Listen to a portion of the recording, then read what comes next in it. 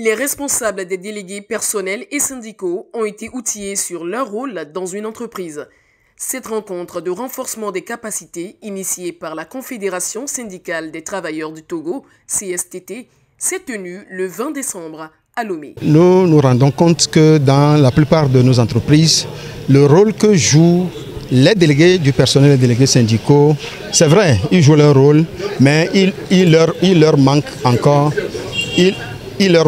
beaucoup de choses. Donc la centrale a jugé utile de renforcer leurs capacités, de leur donner les outils qu'il faut pour pouvoir répondre aux aspirations des travailleurs.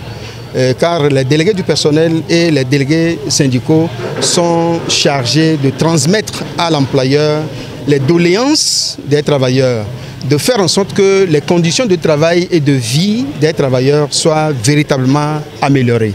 Et ils ne peuvent pas le faire s'ils n'ont pas les outils qu'il faut. S'ils ne peuvent pas le faire s'ils n'ont pas le background nécessaire.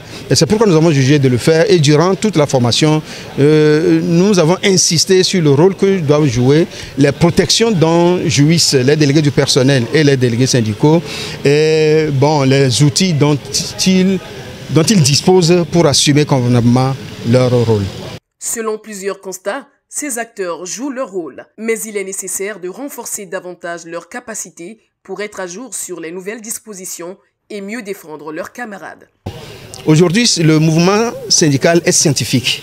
Il faut savoir comment revendiquer.